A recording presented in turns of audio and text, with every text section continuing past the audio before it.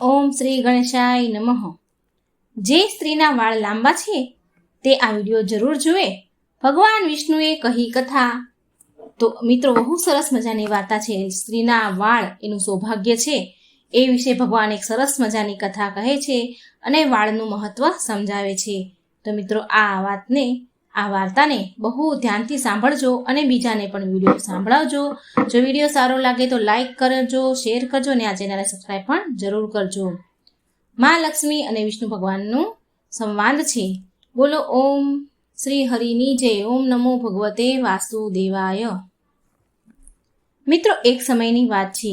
મા લક્ષ્મી અને શ્રી હરિ ભગવાન વિષ્ણુ ક્ષીરસાગરમાં શેષનાગની સૈયા પર બેઠા હતા. ત્યારે મા લક્ષ્મી ભગવાન વિષ્ણુને પૂછે છે કે હે પ્રભુ, સ્ત્રીના શરીરનું એવું કયું અંગ છે જેનાથી તેનું સૌભાગ્ય જોડાયેલું હોય છે? કૃપા કરી તમે સ્ત્રીના શરીરના અંગોના શુભ લક્ષણો વિશે વિસ્તારથી કહો. એટલે ભગવાન શ્રી હરિ વિષ્ણુ હસીને કહે છે, હે દેવી, તમે બહુ જ મહત્વપૂર્ણ પ્રશ્ન પૂછ્યો છે. આ સંસારમાં એક સ્ત્રીનું મહત્વ સૌથી વધારે છે. જુદી જુદી અવસ્થામાં સ્ત્રીનું કર્તવ્ય નિભાવે છે. દીકરીના રૂપમાં તેના પિતાના ઘરે સૌભાગ્ય લઈને આવે છે, એક પતિના રૂપમાં તેના સાસરે સૌભાગ્ય લઈને જાય છે અને એક માતાના રૂપમાં સંતાનને સૌભાગ્ય પ્રદાન કરે છે. પરંતુ એક પત્નીના રૂપમાં તેનું સર્વશ્રેષ્ઠ કર્તવ્ય નિભાવે છે. એક સ્ત્રીના અંગો પરથી જ તેના આચરણ અને ભાગ્યની ખબર પડે છે. આવા શુભ અંગોવાળી સ્ત્રી તેના પિતા, પતિ અને પુત્ર માટે બહુ જ ભાગ્યશાળી સાબિત થાય છે. હે દેવી, આજે તમે જે પ્રશ્ન કર્યો છે તેનો જવાબ આપતા પહેલા હું તમને એક મહાન સતીની એક કથા કહું છું.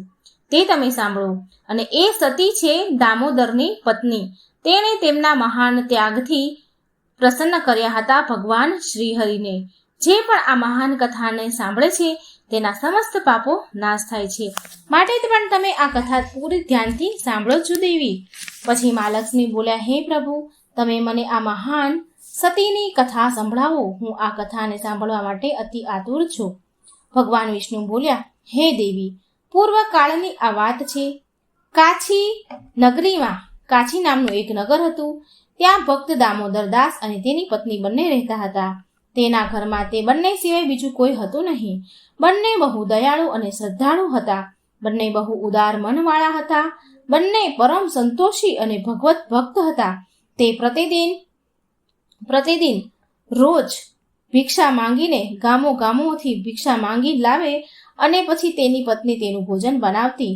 જો તેના દ્વાર પર કોઈ પણ આવી જાય તો એની સેવા કરે અને તેમને ભોજન કરાવ્યા બાદ ભોજન કરાવે અને તેની સેવા કરે. જો કોઈ વાર અતિથિ ન આવે ને તો પશુ પક્ષીઓને તેનો ભાગ આપીને તેના ભાગનું નામ લઈને ભગવાનનું નામ લઈને બહુ પ્રેમથી ભોજન આનંદ લેતા હતા. પછી જ એ ભોજન કરતા હતા. રોજ આ એમનો નિયમ હતો. તેના મનમાં કોઈ પણ પ્રકારનો દ્વેષ, ઈર્ષ્યા, અહંકાર હતો નહીં. દામોદરને ભિક્ષામાં કંઈ મળે, જે પણ મળે તેનાથી તે બંને સંતોષ રાખતા હતા. વધારે મળવાની ઈચ્છા, લાલચ ક્યારેય રાખી નહીં બંનેએ. જો તેને કોઈ વાર ભિક્ષા ન પણ મળે ને તો પણ તે ઈશ્વરનો ખૂબ ખૂબ ધન્યવાદ કરીને શાંતિથી પાણી પીને સૂઈ જતા.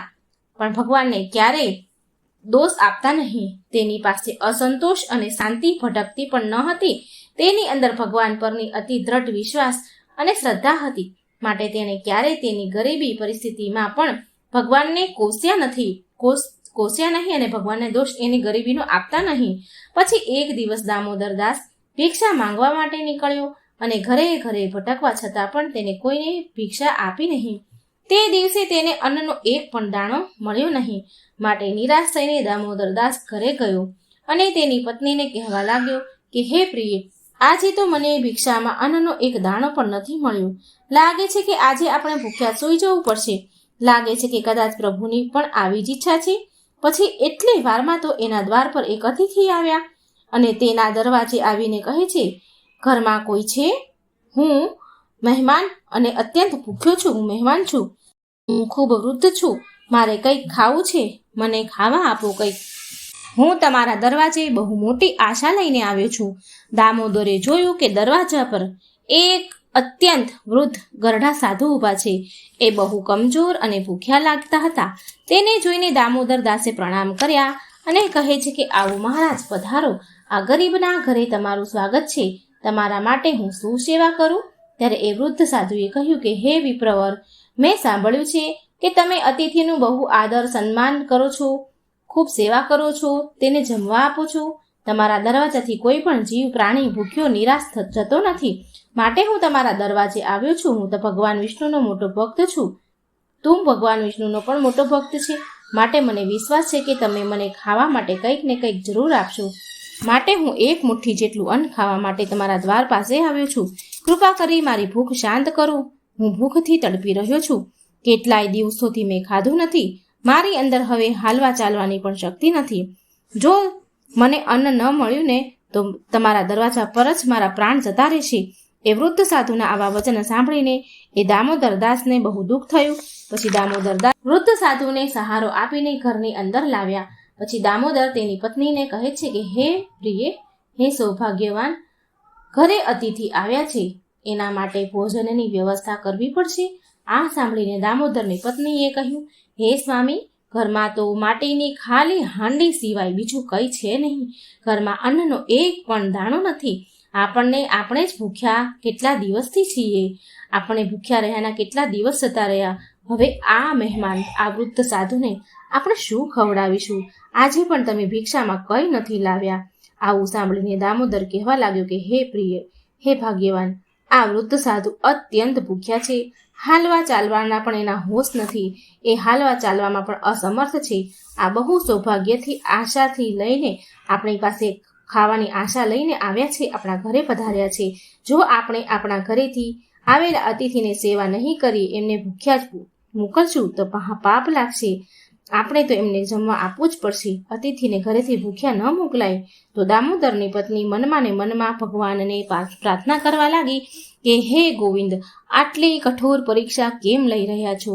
તો અચાનક તેના મનમાં એક ઉપાય આવ્યો અને બહુ ખુશ થવા લાગી અને તેના પતિ દામોદરને કહે છે કે હે નાથ, તમે ચિંતા ન કરો. આજે અતિથિની સેવા બહુ પ્રેમથી થશે. તમે પાડોશીના ઘરેથી એક કાતર લઈ આવો. આ સાંભળીને દામોદરદાસ ઘડીક તો આશ્ચર્ય પામ્યો અને તરત જ દોડીને પાડોશમાંથી કાતર લઈને આવ્યો અને બોલ્યા કે હે પ્રિય, આ લો કાતર. હવે મને કહો કે આનાથી અતિથિની સેવા કેવી રીતે થશે?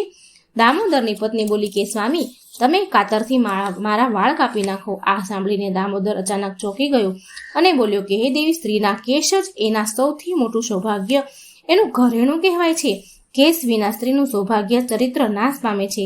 સ્ત્રીના લાંબા વાળ જ એની સુંદરતાનું પ્રતીક હોય છે. હું આવું પાપ નહીં કરી શકું. એટલે દામોદરની પત્ની દબાણપૂર્વક કહે છે કે તમે ચિંતા ન કરો, તમે જરાય ચિંતા ના કરો, અને જે પ્રભુની ઈચ્છા હશે એવું જ થશે. તમે નિસંકોચ થઈને મારા વાળ કાપો. પછી દામોદરે ધ્રુજતા તેની પત્નીના ચારેય બાજુથી વાળ કાપ્યા. ચારેય બાજુના વાળ છોડી દીધા અને વચ્ચેના જે વાળ હતા એ બધા જ કાપી નાખ્યા. દામોદરની પત્નીએ એ વાળની એક દોરી જેવું બનાવ્યું અને કહ્યું કે હે સ્વામી, લો, આ વાળની જે દોરી છે એ લઈને બજારમાં જાઓ અને આને વેચીને ભોજનની સામગ્રી લઈ આવો. પછી દામોદરદાસ તે વાળની દોરી લઈને બજારમાં ગયા અને સૌભાગ્યથી તે વાળની દોરી તરત જ વેચાઈ ગઈ અને એનાથી મળેલા જે પૈસા હતા તેનાથી ચોખા, દાળ, લોટ, શાક વગેરે જરૂરી સામાન ખરીદ્યો અને લઈને તે બહુ રાજી થઈને ઘરે આવ્યો. પછી દામોદરની પત્નીએ બહુ શુદ્ધતા અને પ્રેમથી ચોખ્ખાઈથી રસોઈ બનાવી. તેમણે ઘરે આવેલા અતિથિને આસન પર આદરપૂર્વક બેસાડ્યા અને પ્રેમથી બેસાડ્યા અને વૃદ્ધ સાધુને સમજીને એ સાધુને તેની પત્ની સતીએ થોડું એવું ભોજન પીરસ્યું કે આ સાધુ તો બહુ ગરડા છે, એટલે કેટલું ખાશે, એટલે એને થોડું એવું ભોજન પીરસ્યું. એ સાધુ તો બહુ વિચિત્ર હતા. તે સાધુએ ભોજન કરવાનું શરૂ કર્યું. થોડી જ વારમાં પીરસેલું બધું ભોજન પૂરું કરી દીધું અને એ સતીએ ફરીથી પાછું ભોજન પીરસ્યું અને થોડું કરતા તો સાધુએ દામોદરની પત્નીના બનાવેલું બધી જ રસોઈ ઘડીક વારમાં બધી રસોઈ પૂરી કરી અને પછી ફરી પેટ પર હાથ રાખીને બોલ્યા કે તમારા બંનેની સેવાથી હું બહુ ખુશ છું. આજે કેટલાય દિવસો પછી મને આટલું ભોજન ખાવા મળ્યું છે.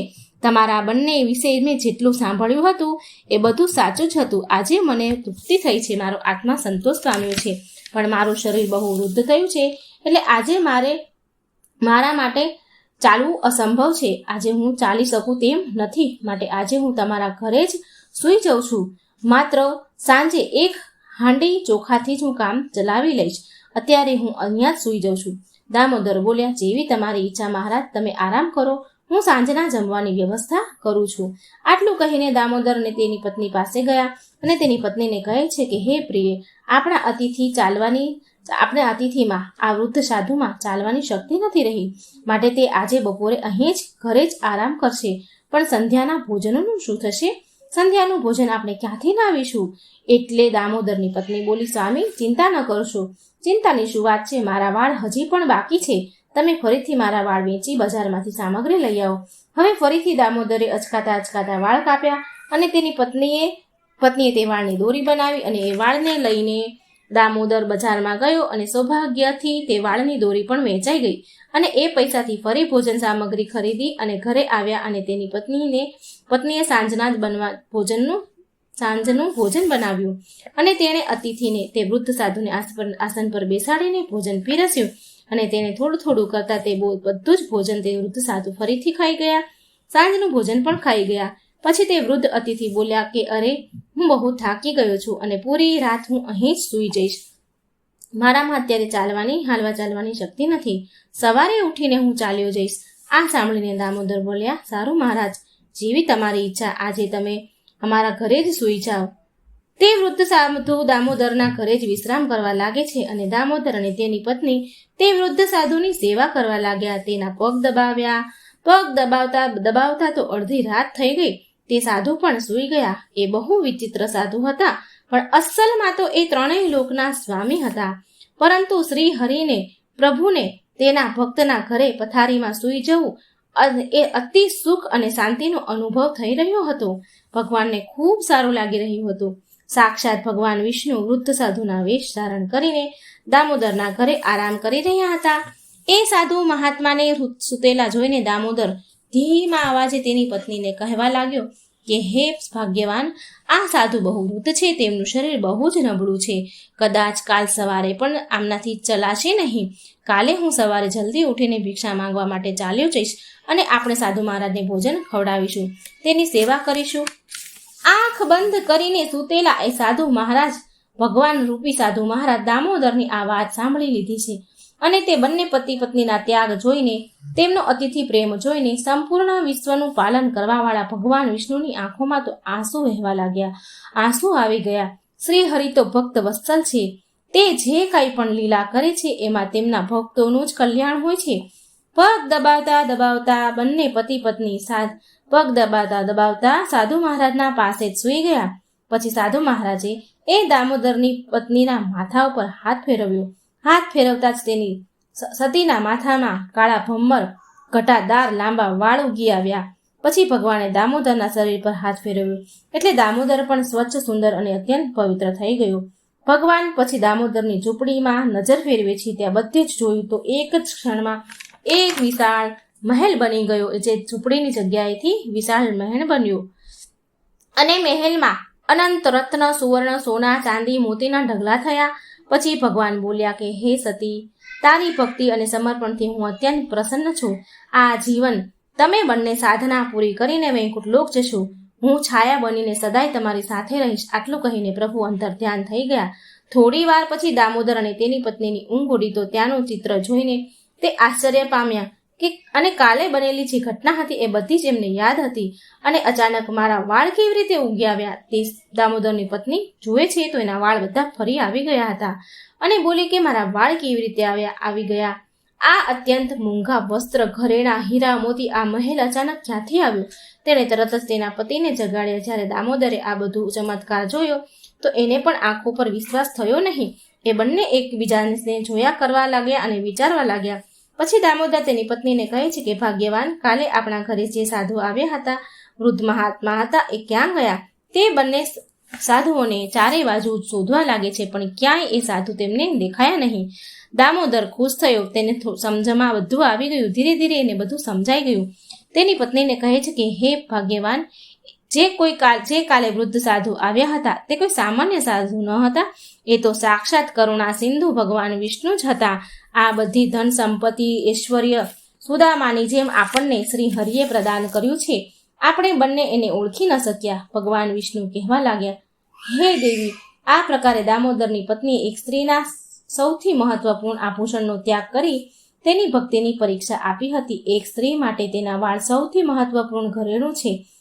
કેશ એટલે કે વાળ ગંગા સમાન પવિત્ર છે. સ્ત્રીના વાળ લાંબા હોવાથી તેને સૌભાગ્યની પ્રાપ્તિ થાય છે. જે સ્ત્રીના હાથની આંગળીઓ ગોળ, પાતળી, લાંબી આંગળીઓ મેળવવાથી છેદ વિના કોમળ તથા લાલ રંગની હોય છે, તે સુખ ભોગવે છે, સુખ અને ભોગ પામવા વાળી હોય છે. જેના નખ લાલ, કોમળ, ઊંચા અને ચીકણા હોય છે, તે ઐશ્વર્ય પ્રાપ્ત કરે છે. જે સ્ત્રીની ગરદનમાં 4 રેખાઓ હોય છે, તે ઘરેણાથી સજેલી ધજેલી રહે છે. ભગવાન વિષ્ણુના કથન અનુસાર જે સ્ત્રીનો ચહેરો ગોળ હોય છે અને તેની નાભી ડાબી તરફ નમેલી હોય છે, તો તે આગળ જઈને ભાગ્યશાળી બને છે અને પ્રસિદ્ધિ મેળવે છે. તો મિત્રો, આ પ્રકારે ભગવાન વિષ્ણુએ દેવી લક્ષ્મીને સ્ત્રીના લાંબા વાળનું મહત્વ સમજાવ્યું હતું.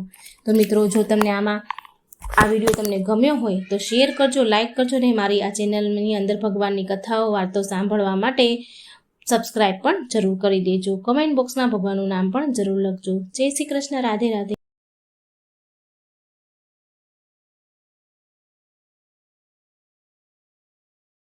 ઓમ શ્રી ગણેશાય નમઃ. જય શ્રી કૃષ્ણ મિત્રો. માં પાર્વતીજી ચાલ્યા પિયર રિસાઈને. સરસ મજાની શંકર પાર્વતીની નોકઝોકની વાર્તા છે. તો મિત્રો, આ વાર્તાને આ કથાને પૂરા ધ્યાનથી સાંભળજો અને વિડીયો સારો લાગે તો લાઈક કરજો અને શેર કરજો. મારી આ ચેનલને સબસ્ક્રાઈબ પણ જરૂર કરી દેજો.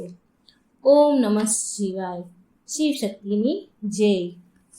એકવાર માતા પાર્વતીજી બહુ ક્રોધમાં હતા અને ભગવાન શિવજીના આવવાની વાટ જોઈને બેઠા હતા. સાંજ થતાં ભગવાન શિવ આવ્યા અને શિવજીએ માતા પાર્વતીને ગુસ્સામાં જોયા. એટલે શિવજી બોલ્યા, શું વાત છે દેવી પાર્વતી? તમે તો બહુ ક્રોધમાં હોય એવું લાગી રહ્યું છે કંઈ? મા પાર્વતી બોલ્યા, ક્રોધ ન કરું તો બીજું શું કરું? સ્વામી, તમે તો તપસ્યામાં અને બીજા અન્ય કાર્યોમાં એટલા બધા વ્યસ્ત રહેવા લાગ્યા છો કે તમે તો મારી તરફ ધ્યાન આપવાનું બિલકુલ બંધ કરી દીધું છે. તમે તો મારી તરફ ધ્યાન આપતા જ નથી ને કાંઈ. જાઓ, મારે તમારી સાથે વાત નથી કરવી. શિવજી બોલ્યા, અરે દેવી પાર્વતી, આટલો બધો ક્રોધ? શું કરું દેવી, બહુ બધા કામ હતા જેને કરવામાં આટલો બધો સમય લાગી ગયો. તો મા પાર્વતી બોલ્યા કે સ્વામી, તમે મારી સાથે વિવાહ કર્યા છે, તમારે મને પણ સમય આપવો જોઈએ. મને તમે બિલકુલ સમય જ નથી આપતા ને. તમને ખબર છે ને કે મેં પ્રાતઃકાળે સવારે તમને શું કહ્યું હતું કે તમે મને ભ્રમણ કરવા માટે લઈ જશો, પણ તમે એ વચન પૂરું ન કર્યું. આજ નહીં, પણ હું તમને પાછળના ઘણા દિવસોથી આ વાત કહી રહી છું કે મારે ભ્રમણ કરવા જવું છે. ભગવાન શિવ બોલ્યા, સારું, ઠીક છે, કાલે તો સવારે મારે બહુ જરૂરી કાર્ય પૂરા કરવાના છે, પણ ત્યાર પછી આપણે ભ્રમણ કરવા માટે જઈ શકીશું. સારું, ચાલો, કંઈ નહીં. ખાવાનું બન્યું હોય તો આપો ને. કાંઈ ખાવાનું બનાવ્યું હોય તો મને આપો ને. બહુ જોરમાં ભૂખ લાગી છે. શિવજી બોલ્યા. પછી મા પાર્વતી કહે છે કે મને ખબર જ હતી કે વાત ફરીને ઘુમાવી ફેરવીને કાલ અને પરમ દિવસ પર આવી જશે. કાલે લઈ જઈશ, પરમ દિવસે લઈ જઈશ. હું તો બસ ચોકામાં જ વ્યસ્ત રહ્યા કરું છું. ચૂલા ચોકા જ કર્યા કરીશ. તમે મને ક્યારેય ફરવા નથી લઈ જવાના અને આ વાત હું બહુ સારી રીતે જાણું છું. હવે હું કંઈ ખાવા પીવાનું બનાવવાની નથી. હું ચાલી મારા પિયર. હું મારા પિયર જઉં છું. તમે જાતે બનાવો ખાવાનું અને જાતે ખાઓ. જ્યારે તમને મારી પરવાહ નથી તો હું શું કામ તમારી પરવાહ કરું? ગણેશ અને કાર્તિકેયનું પણ જોડે ખાવા બનાવી નાખજો.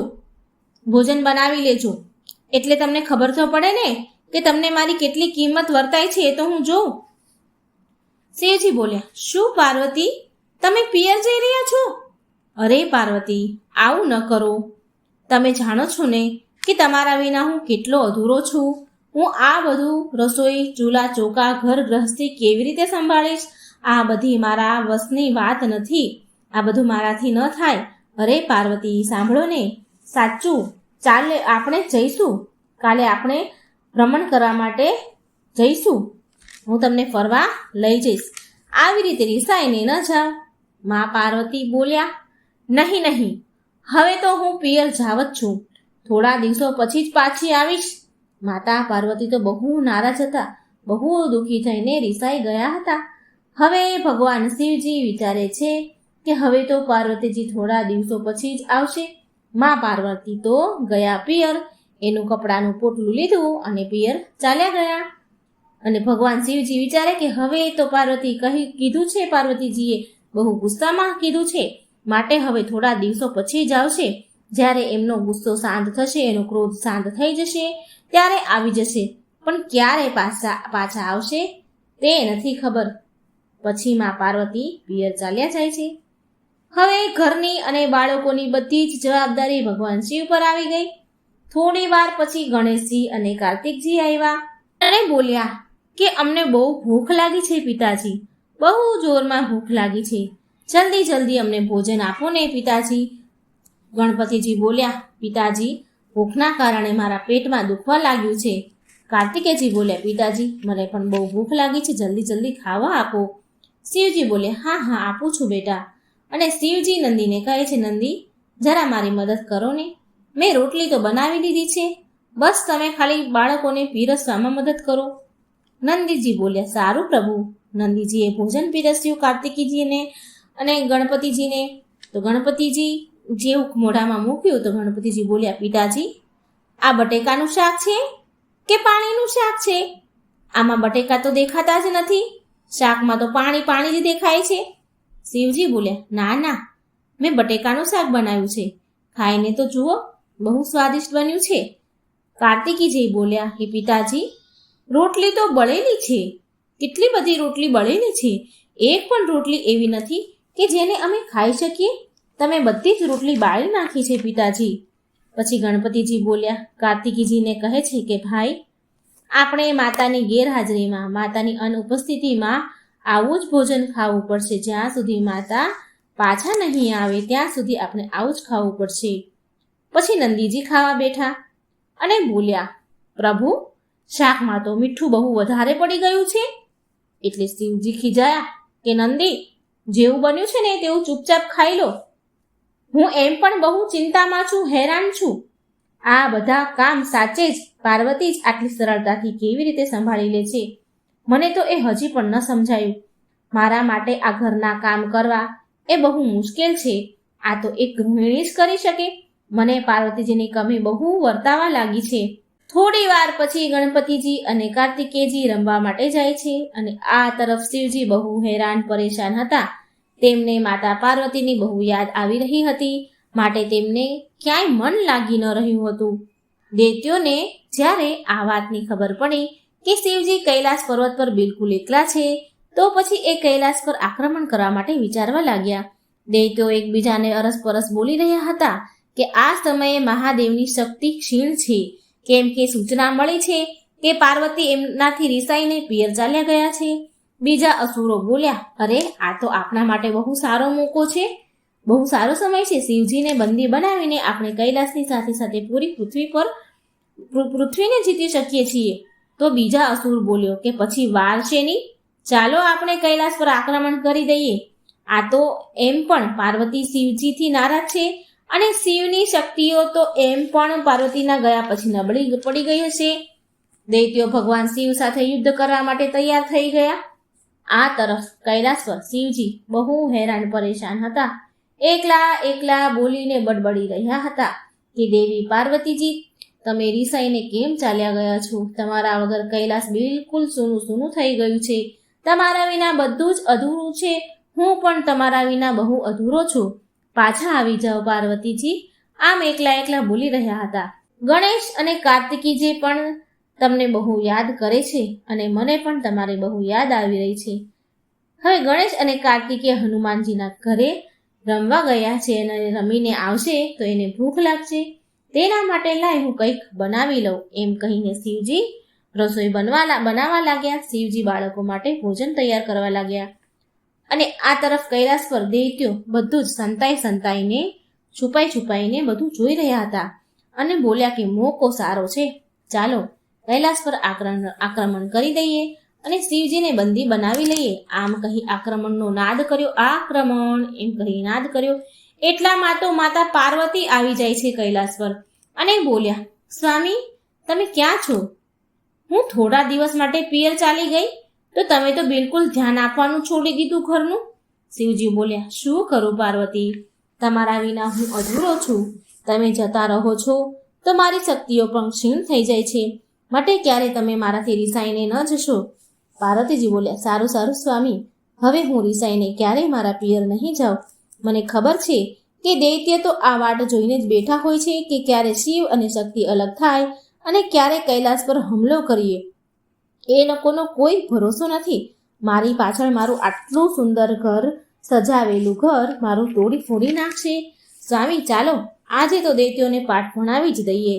દૈત્યોને ખબર પડી કે મા પાર્વતી આવી ગયા તો ભાગો ભાગો, આ તો અમને મારી નાખશે એમ કહીને ભાગ્યા. માતા પાર્વતી અને ભગવાન શિવને એક સાથે જોઈને ગભરાઈ ગયા અને ભાગી ગયા દૈત્યો. પછી મા પાર્વતી જોર જોરથી હસવા લાગ્યા અને મા પાર્વતીની હસતા જોઈને શિવજી પણ જોર જોરથી હસવા લાગ્યા અને શિવ પાર્વતીને હસતા જોઈને સમસ્ત ગણો પણ હસવા લાગ્યા. માતા પાર્વતીજીને પાછા આવતા જોઈ બધા બહુ ખુશ થઈ ગયા. ગણપતિજી અને કાર્તિકે પણ પાછા રમીને આવી ગયા, એટલે એમણે માતા પાર્વતીને જોયા તો એ પણ બહુ ખુશ થયા અને પૂરો કૈલાશ ખુશીથી ઝૂમવા લાગ્યો. તો મિત્રો કેટલી સરસ હતી ભગવાન શિવ અને પાર્વતીની નોકઝોકની વાર્તા. તો મિત્રો વિડીયો લાગે હા સારો તો શેર કરજો, લાઈક કરજો અને મારી ચેનલને સબસ્ક્રાઈબ જરૂર કરજો. કોમેન્ટ બોક્સમાં બની શકે તો ભગવાનનું નામ પણ જરૂર લખજો. જય શ્રી કૃષ્ણ, રાધે રાધે, થેન્ક યુ.